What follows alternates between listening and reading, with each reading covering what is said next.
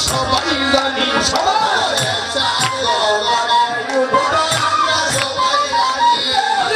চাঁদি গগনে উদয় আমরা সবাই জানি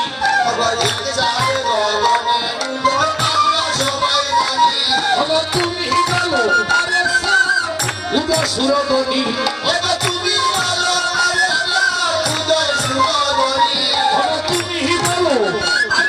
উদয় সুরধনী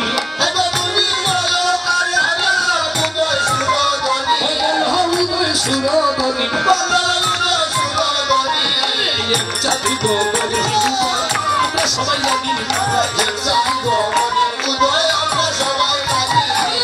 মাটিতে চাঁদের উদয় দেখি যদি আয় সোনা চাঁদ কেউ দেখছে না দেখছে নদী আয়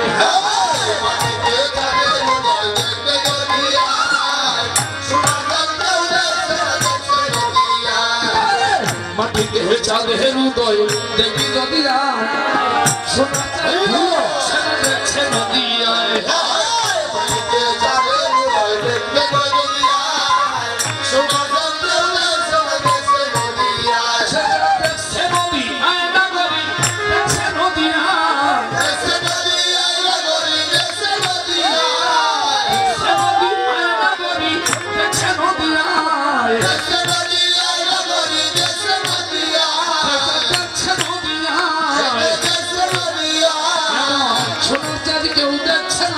নদী আয়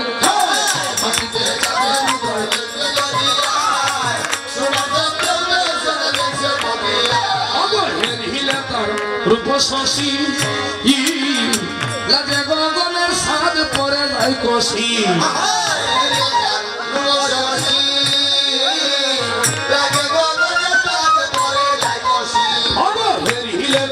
রূপ শশী লাজে গগনের সাদ পরে যাই কষি সবে হাত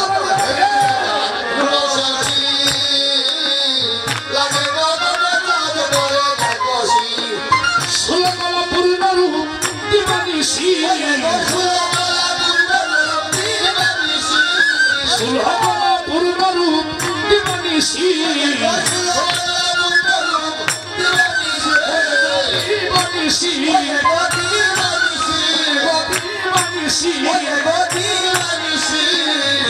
বাবু তোমার হাসি দূরে পালায়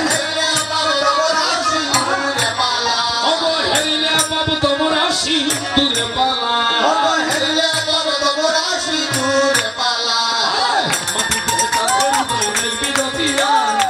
সোনা চাঁদ নদিয়া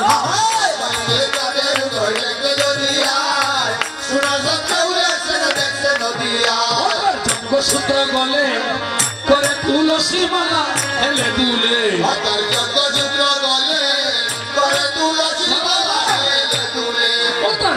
সূত্র গলে করে তুলসী মালা হেলে দুলে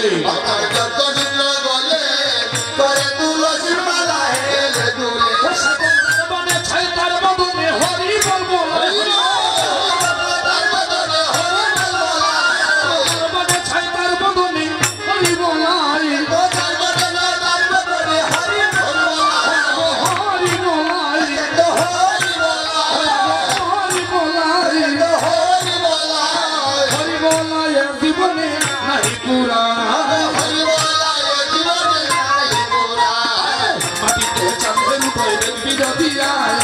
সোনা চাঁদ কেউ দেখছে না দেখছে নদী আয়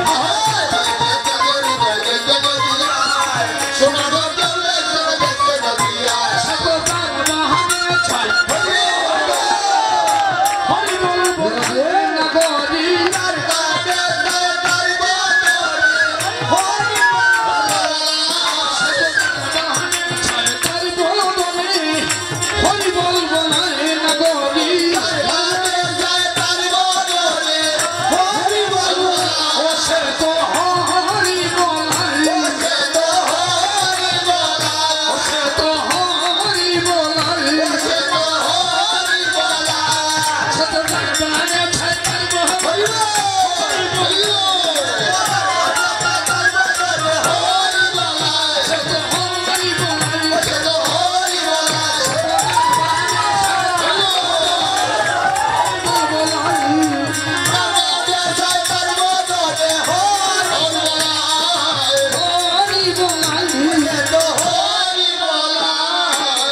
হরি বলাই এ জীবনে নাহি পুরায়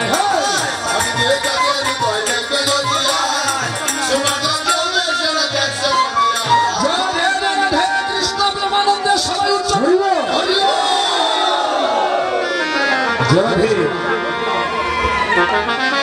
একটা গান আছে না, যে জন প্রেমের বাউ বুঝে না তার সাথে নাই কোনো লেনা দেনা। আসতে একটা কথা মনে পড়ে গেছে, গৌর ভামিনী বলছে নদিয়ার চাঁদের কোনো কলঙ্ক নাই, গগনের চাঁদের কলঙ্ক আছে। নদিয়ার চাঁদের 16 গলা রূপ, আর গগনের চাঁদ পূর্ণ হয় 15 গলাতে। আরেক কলা গেল কোথায়? গগনের চাঁদের কিন্তু 16 গলা ছিল। আরেক কলা গেল কোথায়? মহাদেবের জটায়। হরিবল। আপনারা সবাই জানেন যে আরেক কলা মহাদেবের জটায় কিন্তু আছে চাঁদ, কিন্তু সেই চাঁদের কথা তো আর বলিনি। অবরমণি বলছে আমাকে ভালো করে বুঝাই বলো সেই চাঁদ দেখতে কেমন, তার পরিচয়টা কি? গৌর ভামিনী বলছে শুনো গো বড় মিষ্টি, আমার মনের কথা তোমারে কই। হাই সে তো সচির গৌরাঙ্গ সুন্দর লাগিল আখির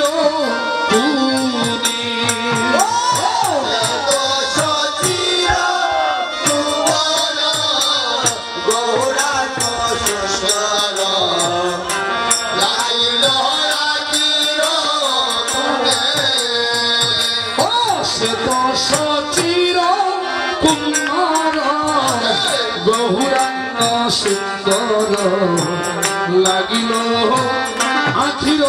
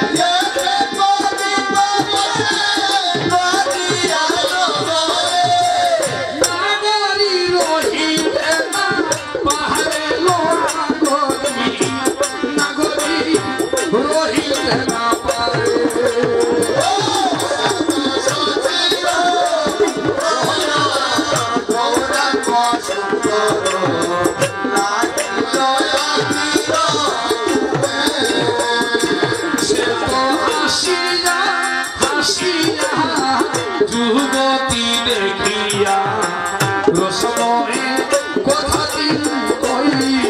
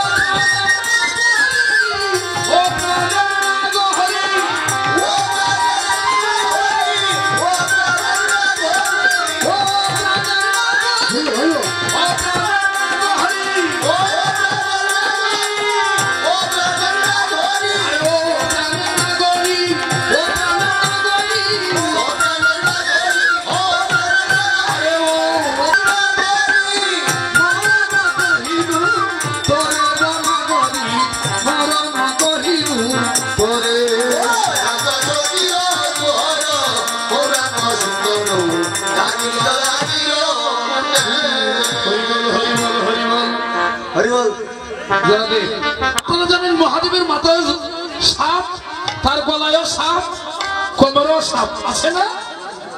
সাপ কেন জানেন? কোমরের সাপটা, তার পরনে যে বাঘের ছাল, ওই বাঘের ছালটাকে আটকে রাখার জন্য কোমরের সাপ পরেছে। সেই সময় তার প্যান্টটা ছিল না। হরিবল, এখন তো অনেক যুবক ভাইয়েরা প্যান্ট পরে এসেছে, প্যান্টের উপরে প্যান্ট আছে। কোনো কথা বলি না, প্যান্টের উপরে প্যান্ট আছে। সেই সময় তার প্যান্টে ছিল না, মহাদেব দিয়ে বাঘের ছাল পরেছে, আটকে রাখবে কে? ওমা, একান্ন সাত কোমরে পড়েছে প্যান্ট হিসাবে। মহাদেব আরে পার্বতীকে বিয়ে করার আগে আরেকটি বিয়ে করেছিল। আগের স্ত্রী গর্ভে দুটি পুত্র, একটির নাম হচ্ছে নন্দী আর একটির নাম হচ্ছে বিরিঙ্গি। নন্দী বিরিঙ্গি কিন্তু মহাদেবের পুত্র। তারা ছোটবেলায় মাকে হারিয়েছে। যারা মাকে হারিয়েছে তারা বুঝতে পারেন জীবনটা কতটুকু সুখে না দুঃখে। প্রতিদিন নন্দী বিরিঙ্গি মহাদেবকে বলে, বাবা ও বাবা, বাবা গো তুমি আর একটি বিয়ে করো, ও বাবা তুমি আর একটি বিয়ে করো। মহাদেব তো আর মেনে নেয় না। দুই পুত্র থইয়া কিভাবে আরেকটি বিয়ে করে? প্রতিদিন যখন বলে, বাবা সবারই মা আছে, আমাদের মা নাই, সবাই মা বলে ডাকে, আমরা মা বলে ডাকতে পারি না, আরেকটি বিয়ে করো। মহাদেব মেনে নিয়েছে। ওই নারদ মহাদেবকে যে বিয়ে করবেন কে? ঘটককে জানেন? বুদ্ধিমান কিন্তু নারদ। মহাদেব বলছে ভাগ্নে নারদ তুমি একটা মেয়ের সন্ধানে যাও যাতে মেয়েটা সুযোগ্য হয় সৎপাত্রীর সন্ধানে চলে যাও। মহাদেব কোথায় গিয়েছেন জানেন? মহাদেবের কোথায় নারদ? ওই গিরিরাজার বাড়িতে। গিরিরাজার স্ত্রীর নাম হচ্ছে মেনকা, পার্বতীর মায়ের নাম হচ্ছে মেনকা। নারদ মুনি মনে মনে ভাবছে মেয়ের মা যদি মেনে নেয় বাবা কিন্তু একটা বিষয় নয়। সংসারের ঘরের সাবি হলেন নারী আর তালা হলেন পুরুষ। সাবি দিয়ে খোলাও যায় এবং লাগানো যায়। নারদ ভাবছে মেনকা যদি মেনে নেয় গিরিরাজ মেনে নেবে। মেনকাকে কি বলছে? ও দিদা শুনলাম তোমার নাকি সুন্দর একটি মেয়ে আছে, আমার মামার কাছে তোমার মেয়েটাকে দান করে দাও। মেনকা বলছে তোমার মামাকে? বলছে চিনো না, দেবতাদের মধ্যে শ্রেষ্ঠ আমার মামা মহাদেব। বলছে আরে সে তো গুরু, এই গুরু আমার কাছে আমার মেয়েটাকে কিভাবে দান করে দিই? বলছে দিদা ভুল করো না, আমার মামা যদি গুরু হয়ে থাকে দেবতাদের মধ্যে শ্রেষ্ঠ, এদিকে সম্মান আসে না। চলে বলে মেনকাকে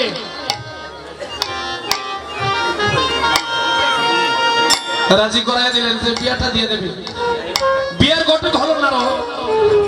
আর কেউ যদি বিয়ে করতে যায়, মামা যদি বিয়ে করতে যায় ভাগনা জানার সাথে, জানি না আপনাদের এই এলাকা কেউ যদি বিয়ে করে ভাগনা লাগে কিনা?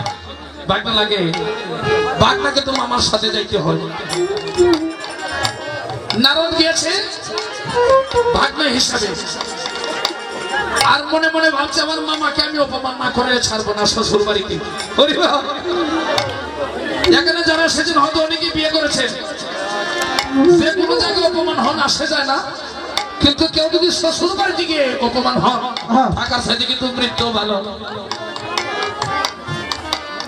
বিয়েতে গেছে আর ওই মেনকাকে গিয়ে বলছে দিদা, ও দিদা বিয়ে বাড়িতে এসেছি, ও দিদা গন্ডগোল করো না। দিদাকে বলো ও দিদা, দিদা আমার কথা শুনো। যা হবে তো তা হয়ে গেছে, গুরু ছেলের কাছে তার মেয়ে বিয়েটা দিয়েছ, এখন আর অন্য কথা বললে তো আর হবে না। এক কাজ করো, আমার মামাকে যখন তুমি বরণ করবে কিছু বিশাল শিমুলের জল কয়েকদিন নিয়ে যাই কুলার মধ্যে করে। মেনকাতে ভাবছি মনে হয় বিশাল শিমুলের জল লাগে, বিয়ে করলে কলা গাছের মান লাগে না, দুতুরার ফুল লাগে না, দুতুরার মানে তো লাগে। মেনকা ভাবছে মনে হয় বিশাল শিমুলের জল লাগে।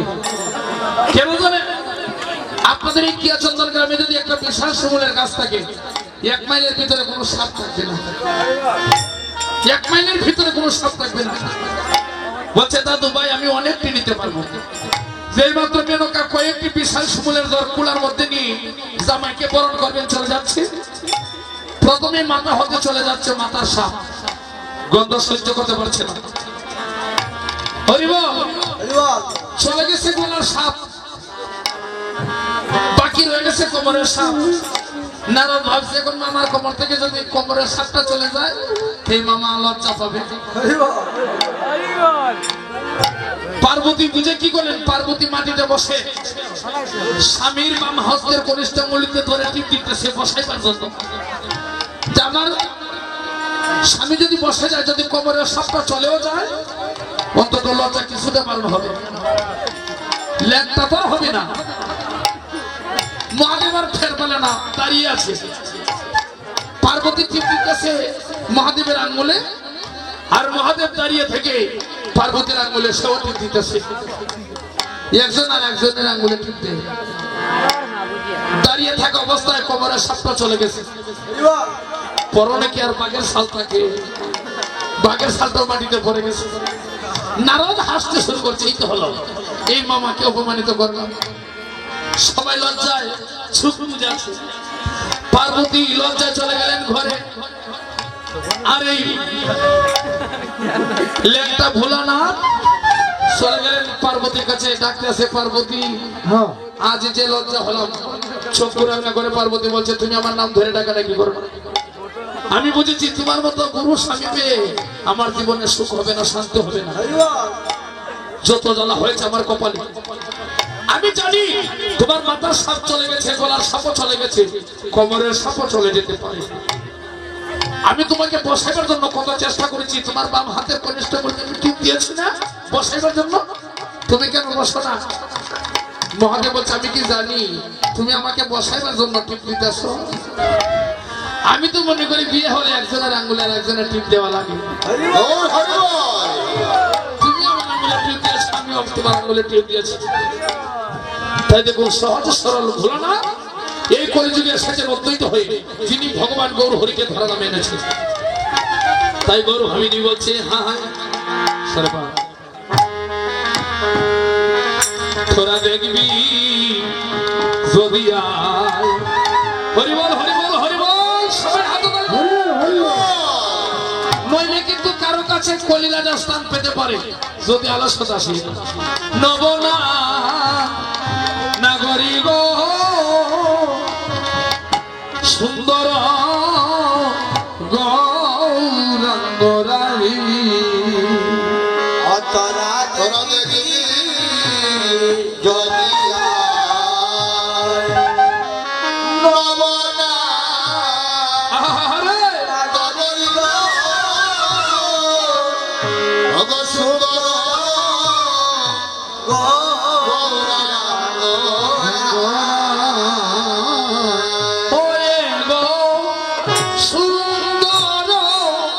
গৌরাঙ্গ রায় না গরি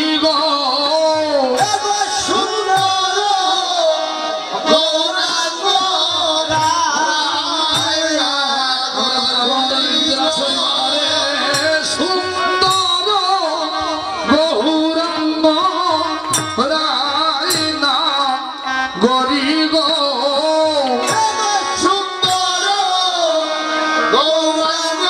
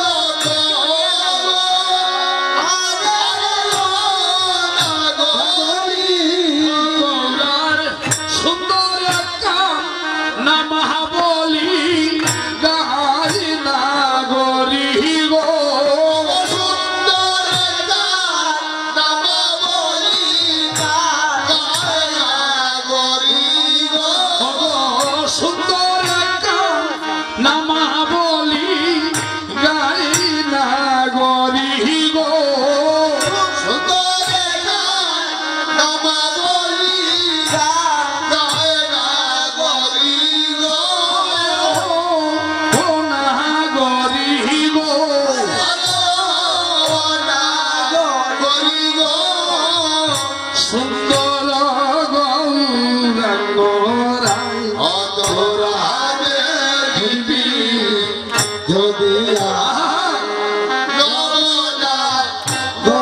গো সুন্দর গৌরাঙ্গ রাই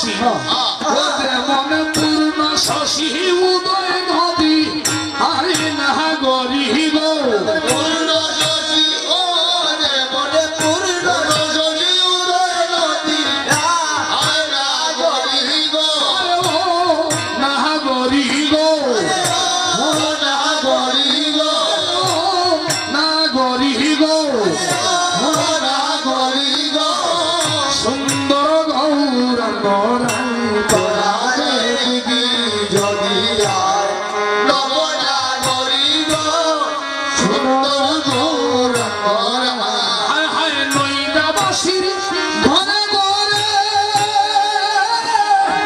কি সুন্দর নৃত্য করে গো আরে ও গরি দৈতাবাসী ঘরে ঘরে সুন্দর নৃত্য করে ওরে গরি নৈদাবাসীর ঘরে ঘরে কি সুন্দর নৃত্য করে গো আরে ও গরি দৈতাবাসী ঘরে ঘরে সুন্দর নৃত্য করে ওরে গরি গোরে হরি বলে ও গোড়ায় বাহু তুলে হরি বলবো লাই না গরি গো বাহু তুলে হরি বল বাহু তুলে হরি বল গরি গো বাহু তুলে ও গোড়ায় বাহু তুলে হরি বলবো লাই না গরি গো বাহু তুলে ও গোড়ায় বাহু তুলে হরি বল গরি গো ও না গরি গো না গরি গো ও না গরি গো না গরি গো সুন্দর গৌরাঙ্গ রাই ও তোরা দেখবি যদি আয় নব না গরি গো সুন্দর গৌরা গোরা ভাইবে সদা নন্দে দেখবি যদি বৈশ বলে গো আরে ও না গরি পাইবে সদা মনে বলে দেখবি যদি আসো বলে আরে ও না গরি আরে ভাইবে সদা নন্দে বলে দেখবি যদি বৈশ বলে গো আরে ও না গরি পাইবে সদা মনে বলে দেখবি যদি আসো বলে আরে ও না গরি আরে জন্মের মতো ভিখাইয়া না পাই না গরি গো জন্মের গরি আইয়া না পায় না গরি গো আরে জন্মের মতো ভিখাইয়া না পাই না গরি গো জন্মের গরি আইয়া না পায় না গরি গো ও না গরি গো আরে ও না গরি গো ও না গরি গো ও না গরি গো জন্মের মতো ভিখাইয়া পাই না গরি গো জন্মের গরি আইয়া না পায় না গরি গো জন্মের মতো হইবা পাই না গরি গো জন্মের গরি আইয়া না পায় না গরি গো আরে ও না গরি গো ও না গরি গো সুন্দর গৌরাঙ্গ রাই ও দেখবি যদি আয় নবনা গরি গো সুন্দর গৌরা গোরা হরিবল হরিবল হরিবল কৃষ্ণ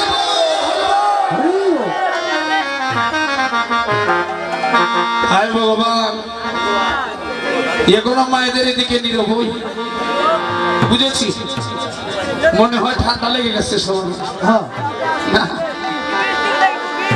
জনাধে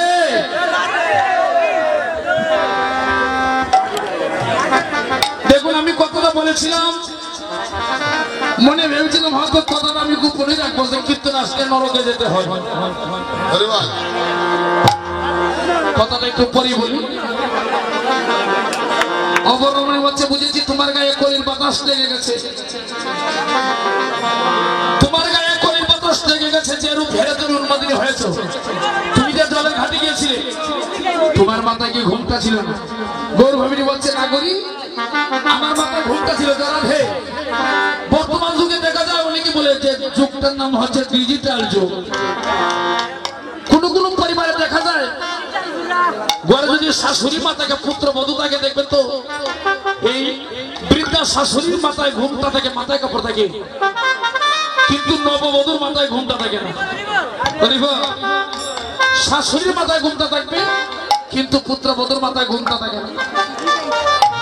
যদি শাশুড়ি মা বৌমাকে বলে যে বৌমা তুমি মাথায় কাপড় দাও, শাশুড়ি মা কি উপদেশ দেবে মাগো এখন আর আগের দিন নাই, পরিবর্তন হয়ে গেছে, এখন মাথায় কাপড় দেওয়া লাগে না। হরে কৃষ্ণ। এখন নববধূরা কি বলে যে বড় বাসু বড় ভাইয়ের মতো। কিন্তু দেখুন আগেকার দিনে যে বুড়ি মায়ের আছে তারা কিন্তু এখন মাথায় কাপড় রাখে। গৌর ভাবিনী বলছে তুমি আমাকে দোষার করো না। আচ্ছা, কোন কোন বধূরা দেখবেন কপালে সিঁদুরের ফুটা দেয় না, কোথাও যেতে হলে সুন্দর একটা লাল টিপ বড় করে কপালে দেয়। ওমা আমি আপনাদেরকে বলি নাই, কোন কোন বধূরার কথা বলছি। আমি দেখতে পাচ্ছি এখানে যত সদবা মায়ের আছে সবার কপালে সিঁদুর আছে, কিন্তু এমনও দেখা যায় লাল টিপ পরে, কিন্তু আসলে তারা জানে না যে সিঁদুর না পড়লে, সিঁদুর না পড়িয়ে যদি কেউ লাল টিপ সুন্দরের জন্য কপালে পড়ে এতে যে কত অপরাধ। এতে স্বামীকে অপমাননা করা হয়। কিবোর্ড একটু ছোট। শঙ্খ সিঁদুরের মতো মাদের কিন্তু একটা পরীক্ষা আছে। একটা গান আছে না যে বিদেশ বিপাকে যারা পুত্র মারা যায় আর প্রতিবেশী জন্মের আগে আগে জানে মাই। কিন্তু স্বামীর যদি বিপদ হয়, বিপদ হওয়ার আগে কিন্তু সহধর্মিণী সেই মঙ্গল দর্শন করতে পারে। শঙ্খ সিঁদুর কি এটা কি শুভা না? আমার শঙ্খ সিঁদুরের মধ্যে একটা পরীক্ষা আছে। হঠাৎ করে যদি হাতের শঙ্খ ভেঙে যায় জেনে নেবেন এটা স্বামীর অমঙ্গল হতে পারে। সাথে সাথে যদি কাপড়ের আঁচল দিয়ে হাতটা ঢেকে নিন স্বামীর অমঙ্গলটা কেটে যাবে। স্বামীর বিপদ কেটে দিতে পারে স্ত্রী যদি সহধর্মিণী হয়ে থাকে। হঠাৎ করে মায়েদের নাকের বেসর খসায় পড়ে যায়, এমন আছে যে নাক থেকে নাকের বেসরটা পড়ে যায় না, এটা অমঙ্গলের চিহ্ন। কার অমঙ্গল? স্বামী। সাথে সাথে সুতা দিয়ে বেঁধে নিতে হয়। কপালের সিঁদুর, সিঁদুরের পরীক্ষাটা কি? যখন স্বামীর বিপদ হবে আমার সিঁদুরের রংটা কিন্তু মলিন হয়ে যাবে। লক্ষ্য করবে যখন আয়না দিয়ে চাইবে তখন সিঁদুরের ফুটা দেবে, প্রতিদিন লক্ষ্য করবে যে অন্যান্য দিনের মতো সিঁদুরের রংটা সঠিক আছে কিনা। যদি মনে করেন যে সিঁদুরের রংটা মলিন দেখতে পাচ্ছি, এই সিঁদুরটা রাখবে না, সাথে সাথে মুছে দিবে, স্বামীর বিপদ কেটে যাবে। নতুন করে যখন সিঁদুরের ফুটা দেবে তখন স্বামীর মঙ্গল কেটে যাবে। কিন্তু গৌর ভাবিনীকে বলছে তোমার গায়ে কোলের বাতাস লেগে গেছে। গৌর ভাবিনী বলছে শোনো, আমি যখন কলসিতে জল ভরতে উদ্যত হয়েছিলাম, আর একটা কথা মনে হয় অনেকে ইউটিউবের মধ্যে অনেক ভক্তরা চ্যানেলের মাধ্যমে আমার এই বাসিবাদটা শুনিয়াছি। গত কিছুদিন আগে যখন আপনাদের যোগীগঞ্জ থানার অন্তর্গত কাপ্তান প্রোগ্রামে এসেছিলাম, এই এলাকার ভক্তরা গিয়ে বলেছিল যে দাদা এই আসরে একটা বাঁশি বাজাইছে না, আমাদের আসরে কিন্তু 5টা বাঁশি বাজাইতে দিব। আমিও কথা দিয়েছি যে বাঁশি যখন নাই খোঁজাখুঁজি শুরু করলাম, ভগবান আমাকে 5টা বাঁশি মিলাইও দিয়েছে। দিনের বেলা অনেকে বলছে আজ কিন্তু বাঁশি বাজিতে হবে, তবে এখন নয়, বাঁশি বাজানোর একটা সময় আছে, লগ্ন আছে, যে কোনো সময় তো যে কোনো কাজ করলে চলবে। এমন সময় বাঁশিটা বাজাবো যখন রাধারানী পাগলিনী হবে কৃষ্ণের বাঁশি শুনে। এক হাতে আজ আপনাদের সঙ্গে 5টা বাঁশি বাজাবো যেহেতু কথা দিয়েছিলাম। গৌর ভাবিনী বলছি আমার মাথায় ঘুমটা ছিল।